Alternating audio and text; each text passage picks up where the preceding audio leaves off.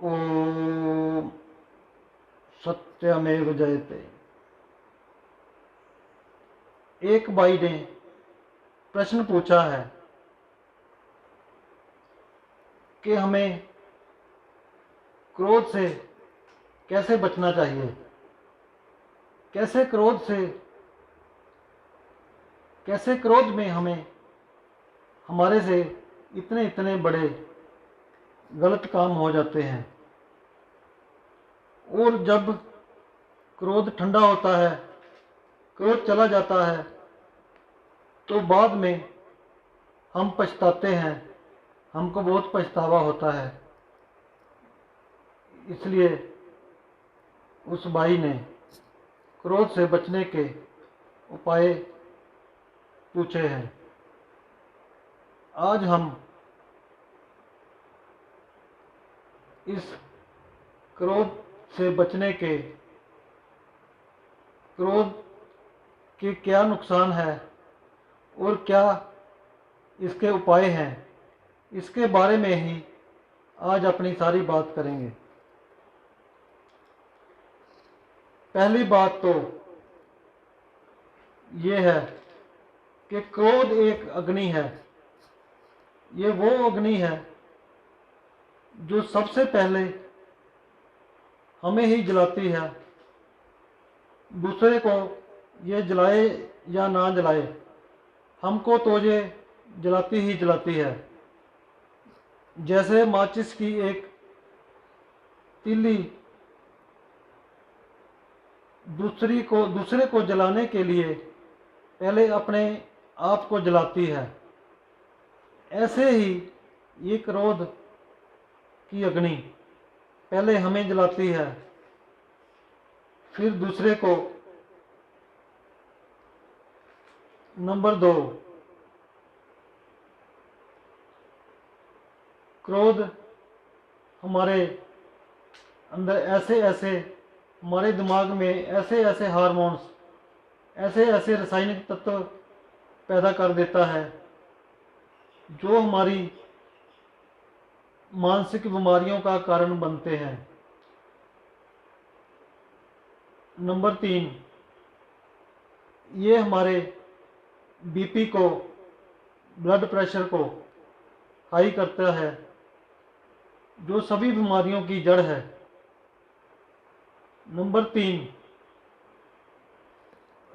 ये क्रोध हमारे बड़े ही प्यारे बड़े अच्छे रिश्तों को भी खराब कर देता है। ये क्रोध हमारे वो रिश्तों को खराब कर देता है जिन रिश्तों को हम कभी भी छोड़ना नहीं चाहते। नंबर 4, ये क्रोध एक जहर की तरह हमारे अंदर काम करता है। जैसे जहर हमारे शरीर को विषैला बना देता है और एक दिन हमारे शरीर को समाप्त कर देता है, ये क्रोध भी, ये गुस्सा भी, ये एंगर भी हमारे शरीर में वही जहर का काम करता है। बाकी इस क्रोध के इतने नुकसान हैं, इतने साइड इफ़ेक्ट हैं कि इसको गिनते गिनते हम थक जाएंगे। इसके साइड इफ़ेक्ट, इसके नुकसान का अंत नहीं होगा। इसलिए अब हम इसके उपाय के बारे में बात करते हैं, क्योंकि हमको इस क्रोध के उपाय की ओर चलना है ताकि हम अपने जीवन को इस क्रोध की अग्नि से, इस क्रोध के जहर से बचा सकें। नंबर 1, पहले तो हमको क्रोध से बचने के लिए सभी दूसरे लोगों पर हमको हमेशा दया की दृष्टि रखनी होगी। दया और क्षमा। दया और क्षमा एक ऐसे गुण हैं जो हमको गुणवान बना देते हैं और हमारे सभी रिलेशन, हमारे सभी रिश्तों को भी किसी से खराब नहीं होने देते। इसलिए ही संतों ने भी कहा है कि दया धर्म का मूल है, पाप मूल अभिमान। तुलसी दया न छाड़िए, जब तक घट में प्राण। दया और क्षमा से हमारे क्रोध का 50% डिस्काउंट उसी वक्त ही हो जाता है। इसलिए हमें हमेशा दया की दृष्टि और क्षमा की दृष्टि अपनाकर रखना चाहिए। नंबर 2, एक कहते हैं कि जब क्रोध आता है तो एक चोर की तरह ही आता है। ये जितने भी विकार हैं हमारे अंदर, काम, क्रोध, लोभ, मोह, अहंकार, ये सभी चोर हैं, डाकू हैं, जो हमारी मन की शांति, हमारे मन की चैन, हमारे सभी गुणों को खा जाते हैं। ये सभी गुणों को चुराते रहते हैं। ये ऐसे चोर हैं। और कहते हैं कि जब हम अपने क्रोध को देखना शुरू कर देते हैं तो उसी तरह ही ये भाग जाता है।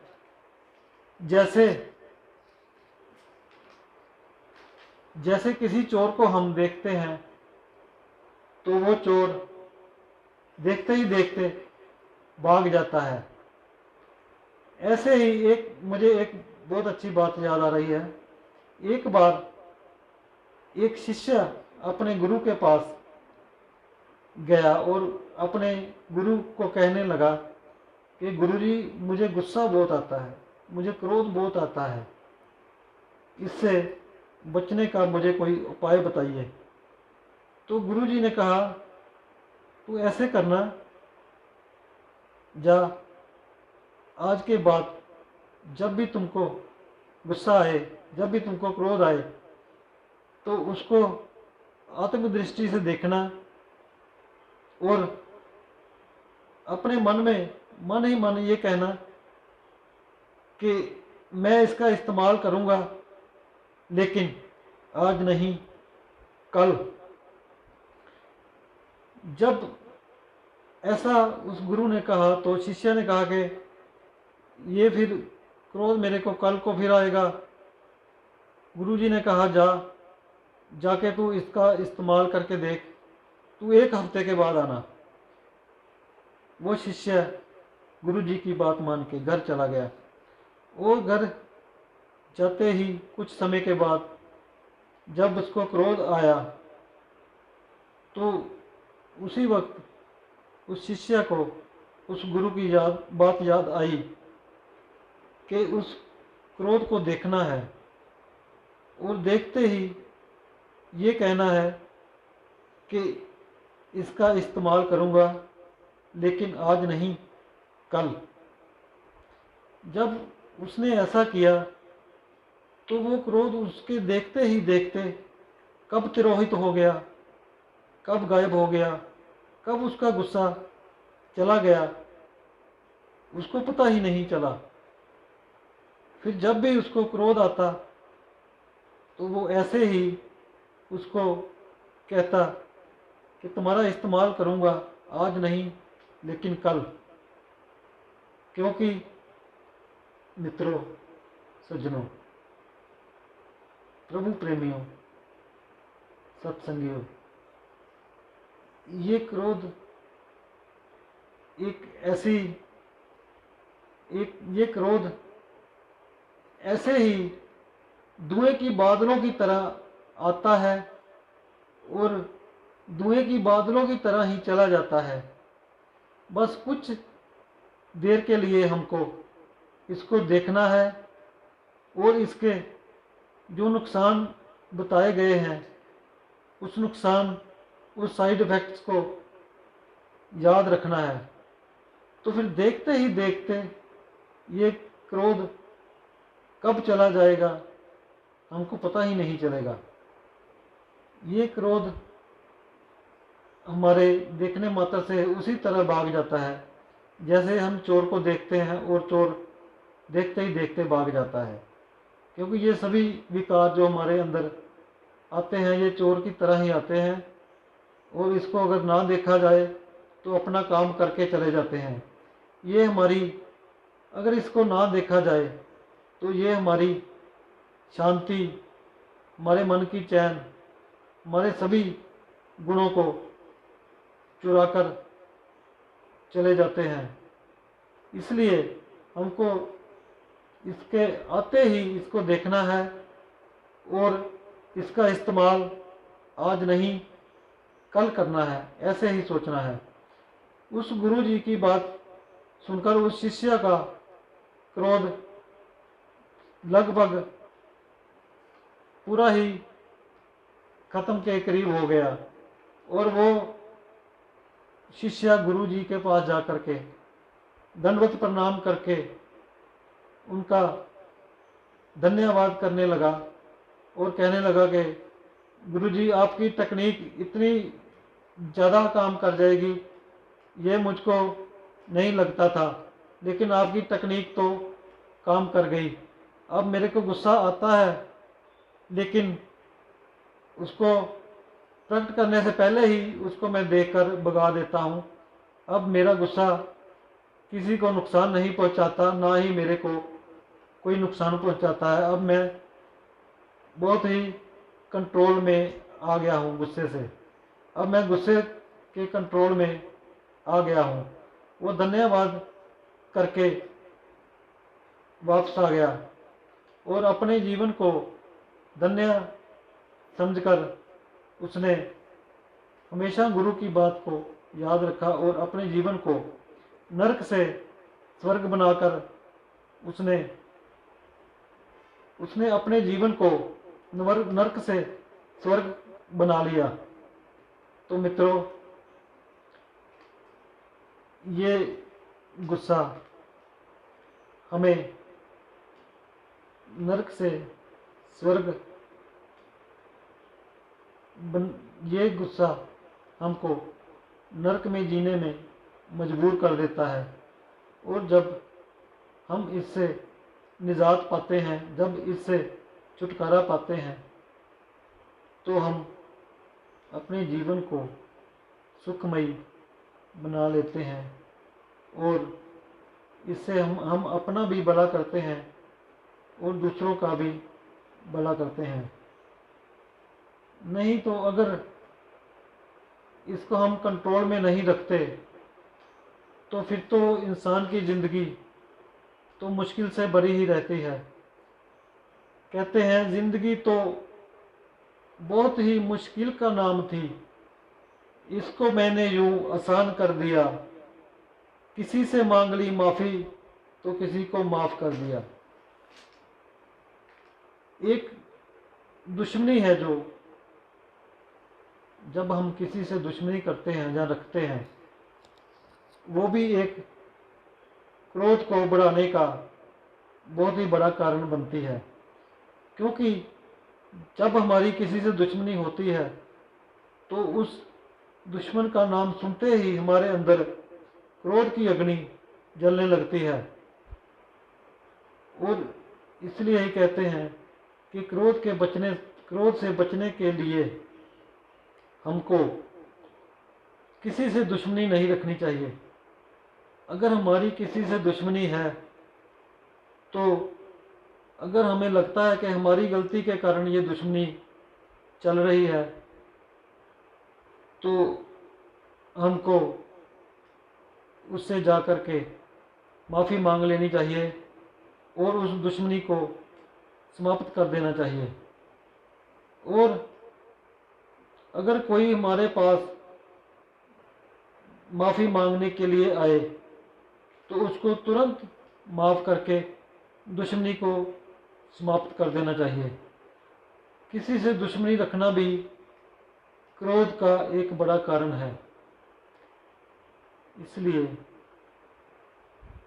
अपने क्रोध पर काबू पाना अपने ऊपर ही मानो एक एहसान करना है, किसी के ऊपर नहीं।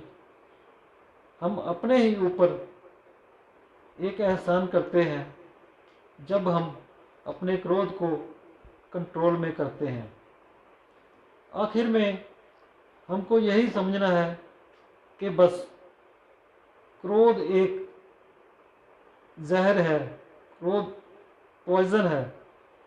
कोई भी इंसान को जब किसी चीज़ में पॉइजन, किसी चीज़ में जहर नज़र आता है तो कोई भी इंसान उसको लेना नहीं चाहता, उसको अपने अंदर वो धारण नहीं करना चाहता। तो हमको हमेशा यही याद रखना है कि क्रोध एक जहर है जो हमारे शरीर को विषैला कर देगा। और हमको, जब हम इस बात को याद रखेंगे तो कभी भी हमको क्रोध से वो हानि नहीं होगी जो पहले होती थी, क्योंकि कोई भी जहर को जानबूझकर नहीं ले सकता। जब हम इन सभी बातों को याद रखेंगे तो हमारा जीवन नरक से स्वर्ग बन जाएगा, क्योंकि क्रोध के कारण हर इंसान का जीवन नरक बन जाता है। क्रोध कभी भी किसी को कुछ फ़ायदा नहीं देता, हमेशा इसके नुकसान ही नुकसान होते हैं। इन सब बातों से ही हमारे क्रोध पे हमारा कंट्रोल होगा और हमारा जीवन नरक से स्वर्ग बन जाएगा। इतना ही नहीं, जब हम स्वर्ग में जीना शुरू कर देंगे तो हम दूसरों के जीवन को भी स्वर्ग में, दूसरे को जीवन को भी स्वर्ग बनाने के काबिल हो जाएंगे। लेकिन ये सब होगा अभ्यास से, क्योंकि जब भी कोई हमारी पुरानी आदत होती है उससे बचने के लिए हमको सब्र संतोष रखना होगा और उसका अभ्यास करना होगा। इस गुस्से से, क्रोध से, इस अग्नि से, इस जहर से बचने का हमको अभ्यास करना होगा और अभ्यास से ही हम अपना भी और दूसरों का भी भला कर सकते हैं। ओम सत्यमेव जयते।